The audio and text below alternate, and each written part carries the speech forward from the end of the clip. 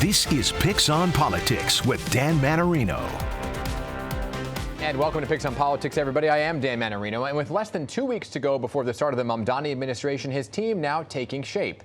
And as the country's economic future remains uncertain, the mayor-elect is tapping into some experience for the role of budget director. Sherif Soliman, once a member of the de Blasio administration, will now serve in this crucial role during a new era of leadership.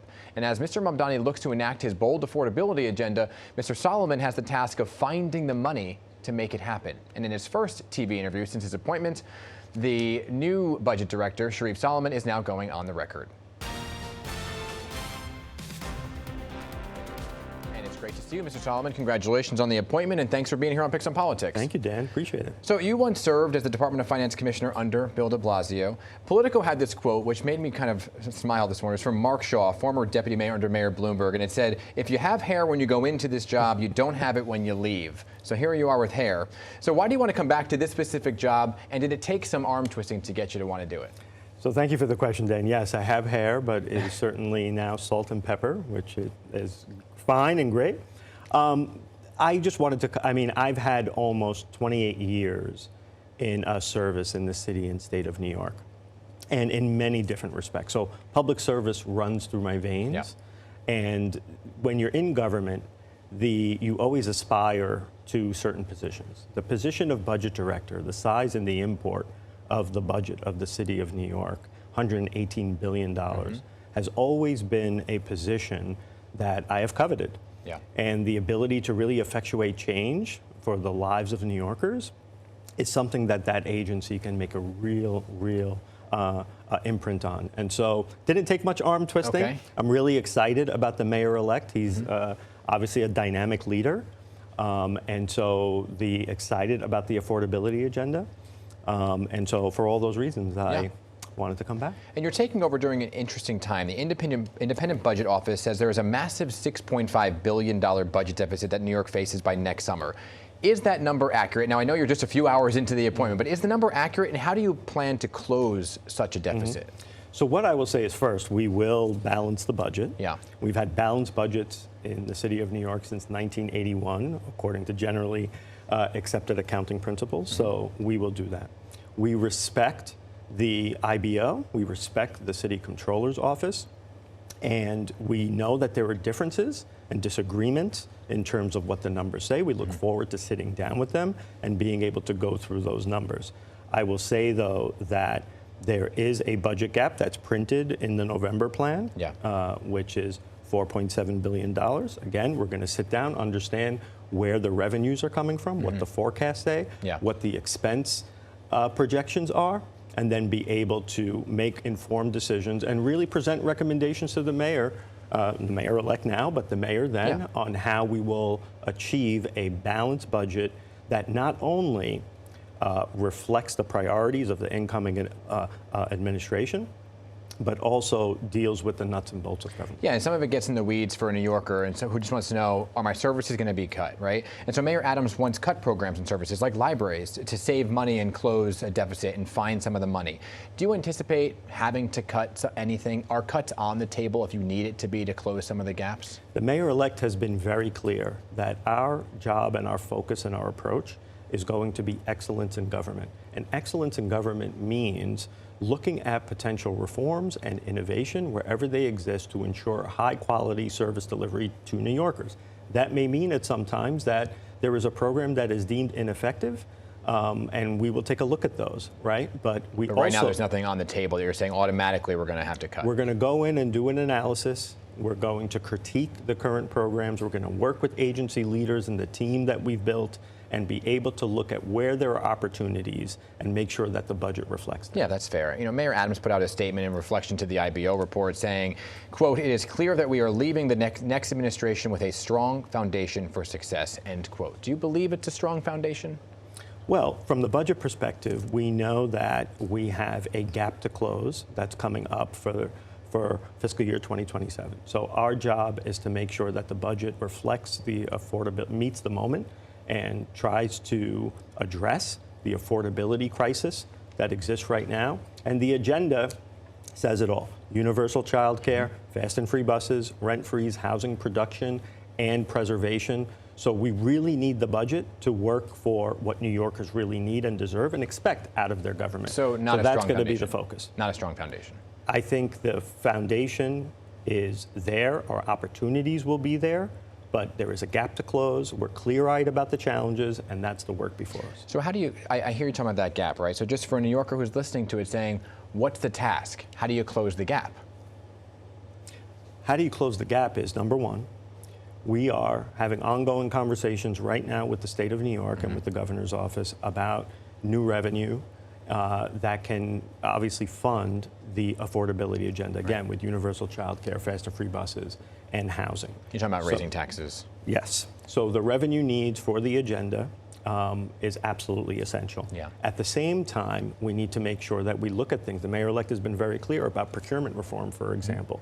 We need to look at consulting contracts in the DOE, for example, where there is duplication, where there is unnecessary spending, and be able to look at that and close the gap. At the same time, we know there are certain pieces of the revenue puzzle that are coming out in early January. We need to know what the property tax roll is and what that's the largest tax revenue source for the city of New York. So we really want to make sure we have a clear understanding, revenue and expense, and the governor's budget comes out before February 1st, which is when our preliminary budget is due. So we hope to have a better idea of how we will fare in the state budget, which will help us balance our own preliminary budget. So, how do you plan to get the things to pay for like universal child care? I'm hearing you talking about the reforms in Albany, but I once spoke to the mayor-elect who said that it's not imperative how we raise the money, but that we get the money.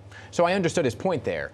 But if you don't get it through raising taxes and you're the money guy, how do you see it coming in? Right. So these are the conversations we're having. Obviously, the campaign platform includes a very specific plan. Yeah. On taxation, the corporate tax rate increase, and also the personal income tax increase.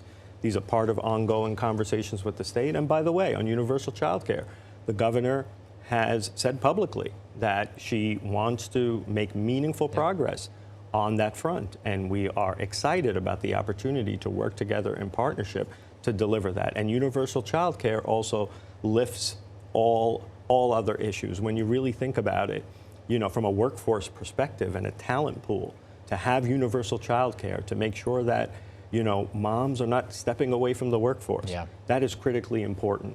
And so we look forward to a good result as we're coming up, and hopefully those conversations will continue to be fruitful. And before I get to some personal questions, potential cuts from the Trump administration also kind of looming over all of this at the same time. How do you plan or build that into a budget? Yeah, well, first thing to say is we are preparing. We are working very closely with the state to be prepared. I would note that the governor, with the most recent federal shutdown, jumped into action with emergency SNAP funding. So these are the kinds of discussions. We are preparing for any potential downturn. We know, for example, that H.R. 1, also known as the One Big Beautiful Bill Act, will have reductions to the social safety net through Medicaid and food assistance. So we really have to watch that closely. And in fact, in my current role in the City University of New York, higher education has been in the crosshairs. And we know that there are provisions in that bill as well that affect higher education. So frankly, right now, my job has been to prepare for a federal downturn. And we've been able to make great strides in balancing and achieving fiscal stability at CUNY. That's the kind of skill set that I hope to bring to OMB. On a personal note, because I'm almost out of time, you're a lifelong New Yorker. You grew up in Queens, went to school in Queens, and you have some photos to even prove it that were put out at your announcement here. I do have the photos. Look at these photos. I mean, that is something else here. I will never live this down, but in all good fun, here are the photos. Here's my certificate of promotion from kindergarten to first grade. And here's just me playing in snow when New York has had snow in the past. Should they bring snow days back? That's not your department. But for you to join this administration, you're an Egyptian New Yorker, you're joining the first Muslim mayor, diversity obviously key here. What does it mean for you in the moment? Sure, on a personal level, it just means a lot. I mean, I think I was born and raised in New York, so New York runs through my veins, but I'm very connected to my culture, and to be able to see sort of my two worlds collide, right? On my personal identity side and also on the public service side in a way that is historic. It's really, gratifying that, and really interesting that the fourth mayor that I've worked for could speak Arabic better than I can. There you So go. Mr. Soliman, I appreciate you making this your Thank you, first Dan. stop. We'll have many conversations along the way, okay? Much appreciated, Dan. Thank you. And the race for New York governor well underway with a tense Republican primary on the horizon between two allies of President Trump. One of the candidates, Nassau County Executive Bruce Blakeman, joins me next to discuss why he's the best option to take on Governor Hochul. Picks on Politics back in just 2 minutes. You're watching Picks on Politics with Dan Manarino. And welcome back to Picks on Politics, everybody. One of the biggest races in a very busy election year happens right here in New York State. Governor Hochul up for re-election. And while she will likely get her party's nomination, though she is being challenged, who she will face in the general election is a big unknown. Nassau County Executive Bruce Blakeman recently announced his candidacy for the Republican nomination for New York governor. The Long Islander took the time to see if he had the support upstate before officially entering the race. But he will go up against a challenger, Republican Congresswoman Elise Stefanik. Both are strong allies of President Trump, who recently commented on the race, praising both of them. He's a friend, she's a friend. These are two great people running. In a way, I hate to see them running against each other. I hope they're not going to be damaging each other. And right now, Bruce Blakeman is going on the record. So Mr. Blakeman is joining me now. So great to see you on Picks on Politics. And you are officially here in the governor's race. Let me begin with the why, right? You recently toured some areas upstate to gauge whether or not you should make this run. What did you learn while you were upstate, and what convinced you? Well, what I learned was a lot of people are very unhappy in New York State, and it's because of Kathy Hochul. This is the most overtaxed state in the United States. It's one of the most overregulated states in the United States. Businesses are choking. They're leaving in droves. People are moving out of the state. And as I moved around the state, from Long Island up through the city, all the way up through all the regions in New York State, people have told me they want to change.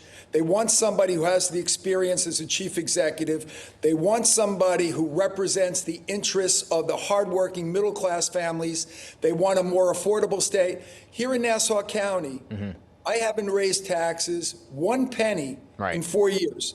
With inflation at over 6% a year over the last 3 years, I didn't raise taxes. And I got 7 bond upgrades for our fiscal management, which says we're doing a great job with our budget. Let me ask you this. Let me ask you a question about taxes then, if I can, because that's going to be a big question for the state then. Would you want to raise taxes statewide, or would you have to?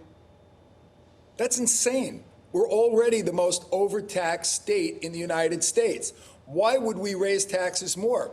When you raise the corporate tax rate, which is being proposed by Mamdani and Hochul, they're in bed together on this one. When you raise taxes for the corporate tax, who do you think it hits the hardest? The hardworking middle-class families in New York State. And that's why people are miserable, because it's not affordable. And the reason it's not affordable is because it's so overtaxed. Jobs are leaving. Economic development is nil. The way to make people more prosperous is through economic development, job creation, increasing wages, increasing benefits, working with our unions throughout the state to get them more work, to get them better jobs. Those are the things that we need to do to make it more affordable, because if people have more money in their pocket, they can afford more things. They can afford all the necessities and some of the luxuries, which, you know, they want to take their families on vacation. They want to buy the party dress for their daughter. These are the things that people want, and I can provide it because right now they're miserable. So you entered the race, though, with a known challenger, right? Congresswoman Elise Stefanik. Both of you are strong allies to the president. Will you, and you're going to need to go head-to-head for the nomination, but the Republican chair, Ed Cox, did not want a primary. So did you speak to him about entering the race and why you wanted to challenge Stefanik? And he seemed like he didn't want a challenger. So what was your words to him? Well, Ed Cox has 1 vote and only 1 vote, and he doesn't speak for the Republican Party throughout the state of New York. There's no coronation in New York State. I think competition is a good thing, and I'm going to go out there and run on my record. Think about this. We're on the border of New York City and Nassau County. We are the safest county in America, according to U.S. News and World Report. That's what people want. They want to be safe in their communities. They want low taxes. They want economic development. They want job creation. And that cuts across every demographic. It doesn't matter whether you're Hispanic, American, Latino, whether you're African American, whether you're a man or you're a woman. You want to create prosperity for your family so you can live a better life. And that's what we need to do in New York State. So new polling out from Emerson College just today shows a tide shifting in approval for President Trump. All right, so the numbers show 41% approval rating, while 50% of Americans disapprove. So half of Americans disapprove what the president is doing. Do you think that your close alliance with the president could actually hurt you then in a statewide race when his numbers aren't so great? So there's 110,000 more Democrats in Nassau County than Republicans. And on a night where Republicans virtually lost everywhere in the United States, I won in a landslide. Why? Because I wasn't a phony. I never ran away from President Trump. I never ran away from Republican values. But what I did do is I went to various communities and I talked about not what we disagree about, but what can we agree on? How can I help you? How can I help you have a better life? How can I make a better life for your children and your grandchildren? And that's how we won. I got 56% of the Hispanic and Latino vote. I won independent women. I won independent men. I won the Asian American vote. And I got a record number of African American voters to vote for Republican. Most Republicans get about 9% of the African American vote. Okay. I got almost a third. I got 32%. So that's unprecedented, because even though you can have some disagreements on policy, you've got to reach out to people and see, where can you agree? Where is the common ground? And you got to help everybody and try to make people's lives better. That's what a good elected official does. Yeah. That's why I won by a landslide in a county with 110,000 more Democrats. Yeah, and speaking of polls, I'm sure you saw this one, and it's a Siena poll, which shows Governor Kathy Hochul leading Congresswoman Stefanik by 19 points. In a matchup between you and the governor, she has double your support, leading by 25 points, right? So here are some of the numbers. How do you overcome the deficit? And I know it's early, but how do you overcome that deficit? Well, I've been in the race for 9 days now. Elise Stefanik's been in the race for 11 months. So I will say this to you. 4 years ago, I was 24 points behind in the polls when I got into the race. I was running against a very popular woman incumbent who had a broad base of support. And I ran a very issue-oriented campaign, a clean campaign on issues. I talked about keeping communities safe. I talked about lowering taxes. I talked about job creation and economic development. Do you know that right now, when I came into office, the gross domestic product of Nassau County was about $80 billion. It's now $125 billion. That's a big increase because I have attracted businesses to Nassau County. We are business friendly because they create jobs, and jobs create prosperity. So those are the things that I did to make people's lives better. And you know what? We have the lowest poverty rate of any county in New York State. And it's 3 times the rate in New York State. 15% of the people in New York State live below the poverty level.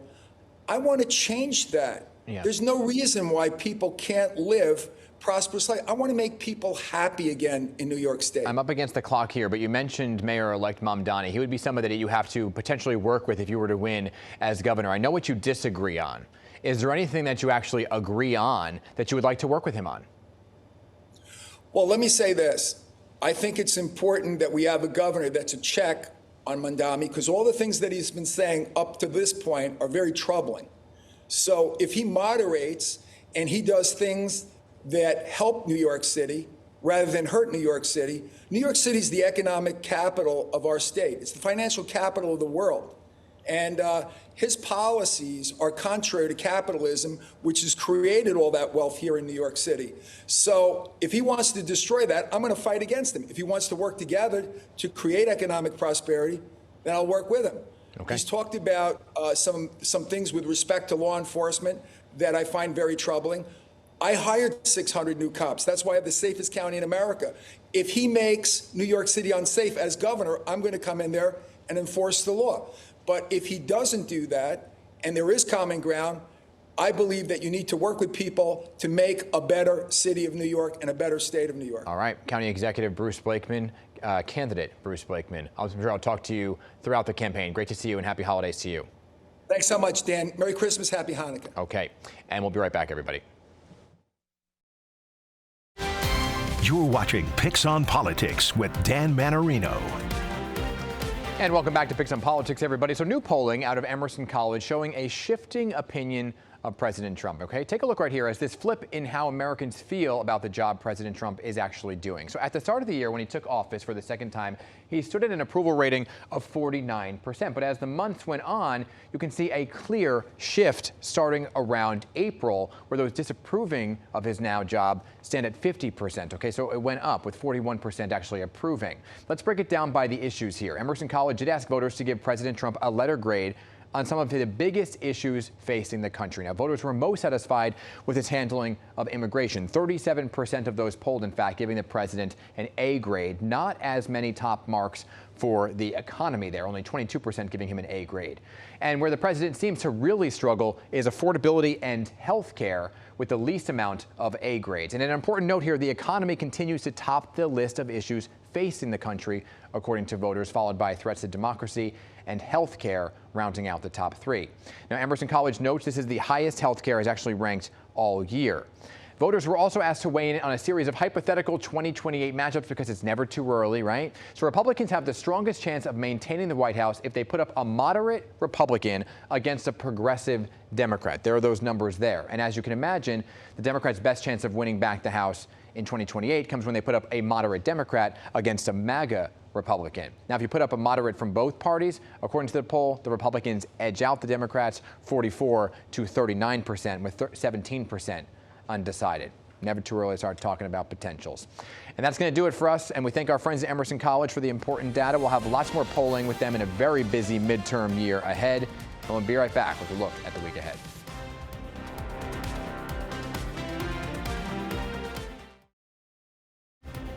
And just one more episode of Picks on Politics to go for 2025. Next week, we're bringing back our annual all-panel show where our frequent contributors discuss the big political headlines of the year. And somehow, we'll squeeze all of that into just 30 minutes. For now, though, we thank you for watching. I'm Dan Manarino. We'll see you next time.